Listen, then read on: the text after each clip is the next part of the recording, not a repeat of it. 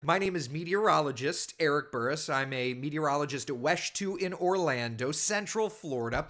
And this is class number 1 of weather school. The idea here is that we're going to try and just teach you a little bit about the weather each day. Meteorologist Kyle Gravlin has done a wonderful thing about behind the scenes work at the television station, how we bring you the broadcasts. Chief Meteorologist Tony Manolfi talked about hurricanes and safe rooms and rip currents, but I want to try and go a little bit more into the basics of meteorology itself. And when I start every talk at school, I always start talking about myself, trying to establish who I am. So here we go on weather school. This is a picture from one of my yearbooks. This is Redbug Elementary School, which doesn't look a lot different. That tree is significantly larger today than it was in this picture. That's a picture of me back in elementary school.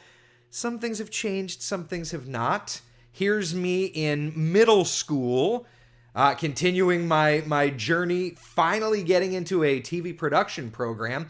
This is me in college with a version of Nitro that some of you youngins may not know, but that's me in college. It's at this point that I usually make fun of the blonde highlights. While in college, I was getting experience at a television station. I was learning how to do weather, and I got the call in 2006 to become a weather reporter because I wasn't yet a meteorologist, to become a weather reporter for WPBF TV, Channel 25 in West Palm. And I always joke with people, and I always say that I remember the very first time doing weather, I was so scared that my hand was shaking. And I can recall my mother saying to me, you need to stop shaking your hand because I can't tell where you're pointing. Thank you, Mom. Of course, from there, got practice. This is me during Hurricane Who Remembers. This is me talking to the incredibly talented Margaret Orr, still up at WDSU in New Orleans. This is me getting heckled, getting experience, and then the job of my dreams calls. WESH 2 in Orlando, I got the chance to come home and broadcast, okay? And, a few things have changed over the years. A few things haven't. My nerdiness has not. So how do we get to this point, okay?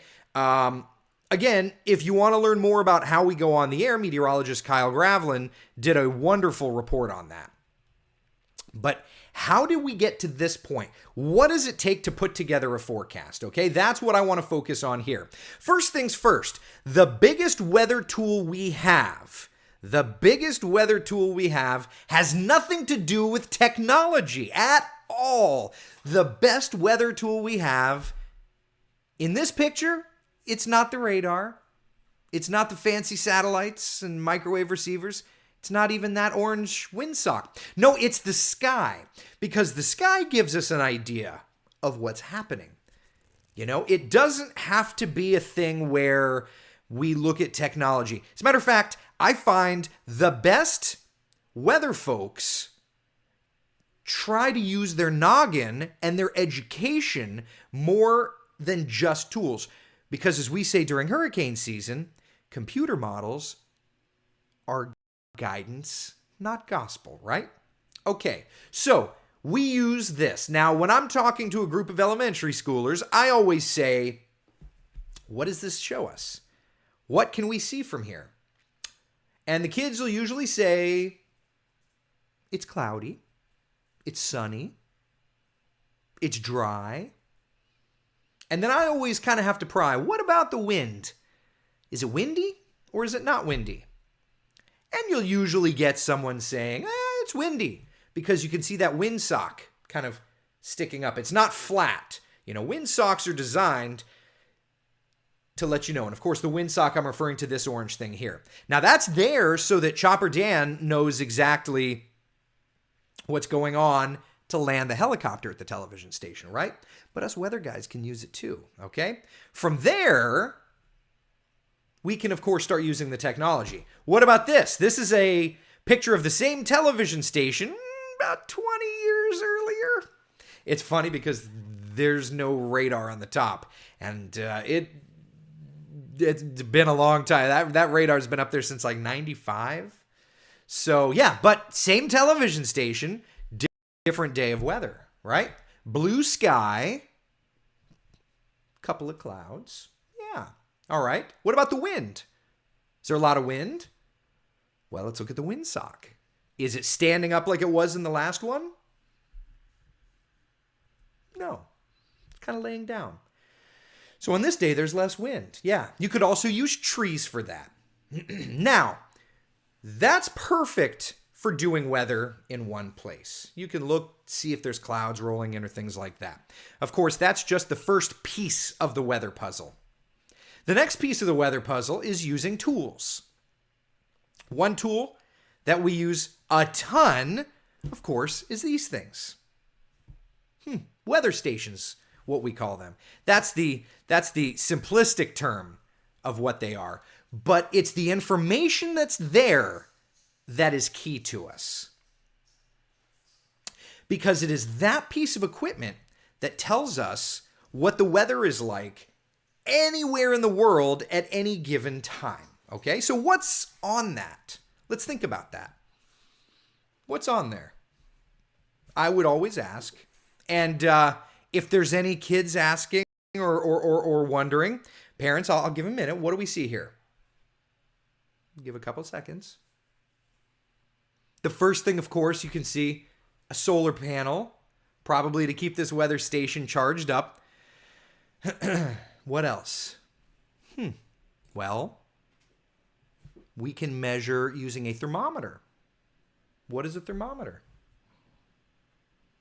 A thermometer measures the thermal reading or the temperature. Yeah. What else do we see there? Well, we see an anemometer, right? Measures the wind speed, wind direction. There's a barometer there. What else do we see? What does a barometer measure? Barometric pressure. Now, these are all things that I look forward to teaching you more about in future weather school classes. Yeah. Humidity is measured on that. There's even a rain gauge. And we've got these scattered all across, giving us data that looks like this. Now, this is what's called raw METAR data. What's METAR? Raw METAR is just data from weather stations all across the world. Okay, it's from stations just like this in different places. Because when we're doing weather in Winter Park, it's easy to look and say, oh, okay, there's clouds. But I cover Ocala and Melbourne and Daytona Beach, and so we need to know what's going on elsewhere. So we use METARs, and that's where we can fill up our graphic and make it look like this. So we know, for example, that on this day, it was 80 degrees in Orlando.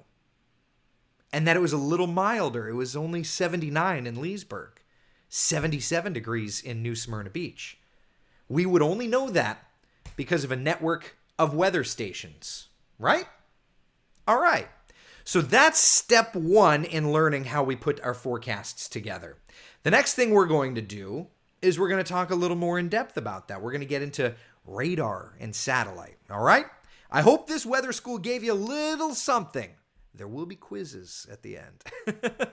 Thank you for watching. Have a great one.